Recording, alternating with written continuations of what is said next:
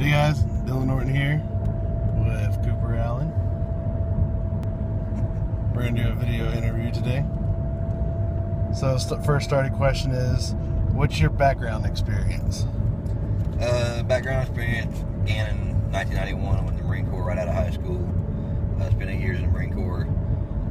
Figured I had my fill of it, got out, moved up here, got into the private security sector, and then about 8 years worked in that, went into law enforcement for 5 years, was a narcotics agent for 5 years, decided I wasn't making enough money and wanted to return back to service for the country, and went into the Army at that time in 2010, and stayed in the Army in from 2010 to 2016, and I pulled the plug, and here we are today. And what are you doing exactly today? Today I own and operate a defensive firearms training company called Rogue Defensive Strategies. All my instructors are either former or current military or former or current law enforcement, and some are both.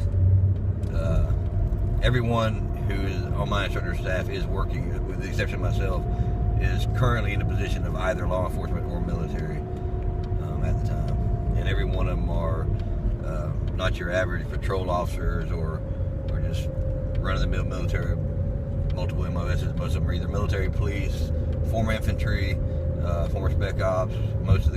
All of the law enforcement guys are on TAC teams, or they're on SWAT certified, sniper certified, things like that. So their experience their experience level is above the norm for your normal police officer or your admin type military guys.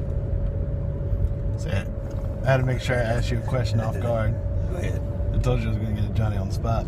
That's fine. You All might right. get a Johnny on the spot answer. Prepare yourself. All right, so what made you start a defensive company? Why not go on the offense?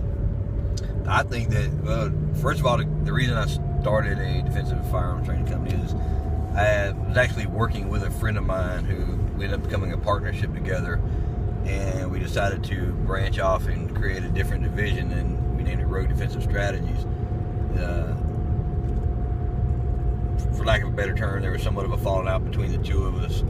He decided he needed the money more than he needed to pay me for my part of it, so I just cut my ties and took Rogue Defense Strategies, because when we started it, I funded it all, and I put all the money into the licensing and the web page development and stuff like that. It was all out of my pocket. So I took it, went with it, and kind of pushed him out of it just like he pushed me out of the other. And from that point, we kind of went our separate ways. No hard feelings. He's doing what he does now. I do what I do now. As far as why not go on the offense, in my opinion, I believe that going on the defense is a good offense. I think that training defensively is a good offense, should I say. I'm not going to, in a civilian stance, I'm not going to go out and be proactively offensive towards people as far as firearms or taking the fight to them, stuff like that. That's not your role as a civilian. As military and law enforcement, taking the fight to them to prevent further or greater casualties is one thing, but as a civilian, you don't just grab a gun and run across the street to your neighbor's house and shoot them on their doorstep because the music's too loud. It's just retarded, so we don't do that. But again, I think that taking a defensive stance or training defensively to increase your skill set, I think that is going on the offense, so to speak. Well said. So what's your favorite drill? I don't know. DeWalt makes a good one. Milwaukee makes a good one, but I think Makita's my favorite. I really don't have a drill. I think whatever drill is wherever you lack skill set wise. For me, I'm not going to say I lack in every area, but there's room for improvement in every single area. So whenever I do a drill, my favorite drill is whichever one I feel like I need to work on at the moment. Whether it be close quarters engagement, whether it be long range precision. Sometimes I spend more time focusing on one specific drill or skill set to the point where my other skill set may start diminishing a little bit, and then I kind of got to rein it back in and start working on my other skill sets. Everything we do in defensive firearms is a perishable skill if you don't maintain it. It's a so basically, I just, whatever I need to work on the most, that's what I focus on the most at the moment, and that becomes my favorite drill for the time. I don't have a favorite. I can't just sit here and say, well, this is my favorite, that's one I work on the most, because I just don't do that. Right. Well, actually, now hearing like that, I like the way you put, hey, motherfucker, stay on the road. I like the way I like the way you put that, because I mean, I've had times I've seen other people like you said, they just work on the same drill so much. Maybe for, I mean, my reason is just because it's been fun, but well, there's no reason. There's nothing saying that you can't find something that works best for you and that you like and try to master it, but don't put the other things on the back burner just because you found something that you want to be the coolest or the fastest or make the best video doing it.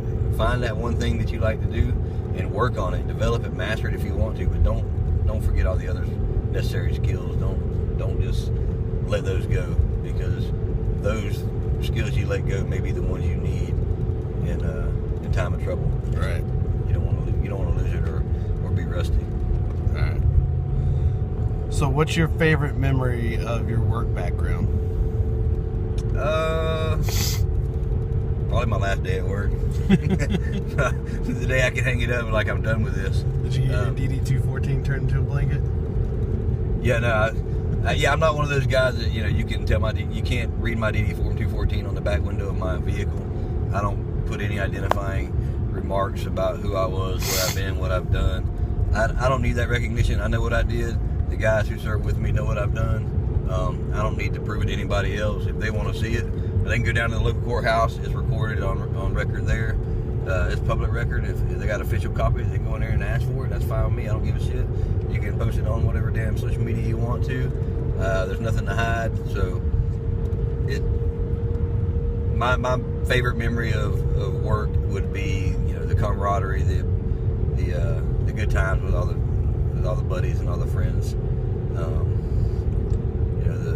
The laughter, the tears, and just the times that you can't replace, the ones you'll never forget.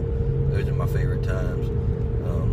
I was somewhat kidding when I said my last day at work, but when you get to that point where you feel like it's time to make a change and put that behind you, there really is no greater day than the day that you get to walk out of that office and never have to go back, or walk out of those barracks and never have to go back. It's just, I don't know, it was like a release for me.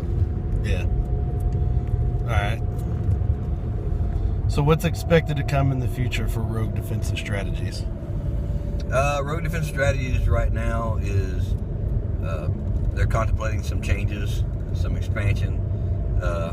Not so much as far as the size of the company, but the area in which we cover and the things in which we offer. We're going to back off of the training civilians a little bit and get more into training law enforcement and military units. And it really has nothing to do with money or anything like that. It has everything to do with the student. We find that there's more dedication to learning and more appreciation for the skill and the learning from the law enforcement military guys, because it's what they do every single day. It's not a fad. It's not a hobby. It's not an audition for YouTube. It's preach it. It's what it is. And law enforcement and military, they do it every single day. Their lives depend on it. They know their lives depend on it. And unfortunately, most civilians don't look at it like, hey, my life depends on this, and I need to do this, because if I don't do it and I don't learn it and I don't do it right, I may not survive. So law enforcement and military, they don't have that option, so they take it a little more seriously. Nothing against civilians, because I'm a civilian now, but they just don't see it in the same light. Unless they're former military or law enforcement, there's a little bit of attitude change there. But the guys who never were or have no plans of ever being some kind of public service or government service role, it's a fad. It's really a fad. Some of them it's a hobby, and in my opinion, defensive firearms training is not a hobby. It's a necessity. It's just like you don't go eat. Well, some people do, but I don't eat because it's a hobby. I eat because I eat to live. I don't live to eat. And some people train to live. They don't live to train. I think that was well said. You had a lot of good points there. Is there any shout-outs you'd like to give before we go? Yeah, I'd like to give shout-outs to you guys, Georgia State Civil Preparedness. Civil Preparedness. I always have to slow that down because I always want to call y'all GSP. And GSCP. Great guys, the ones I've met so far, the ones I've not met, for the most part, seem to be pretty good.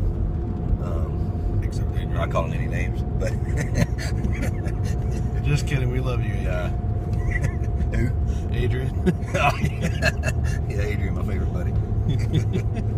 No, I'm just kidding. Yeah, GSCP, all the local agencies and military units and supporters, and shout out to every civilian that takes true interest in what we do, and in not so much what we do, but they just take a true interest in the ability to maintain their skills and develop those skills. And here we are, Arendelle Forest. Yep.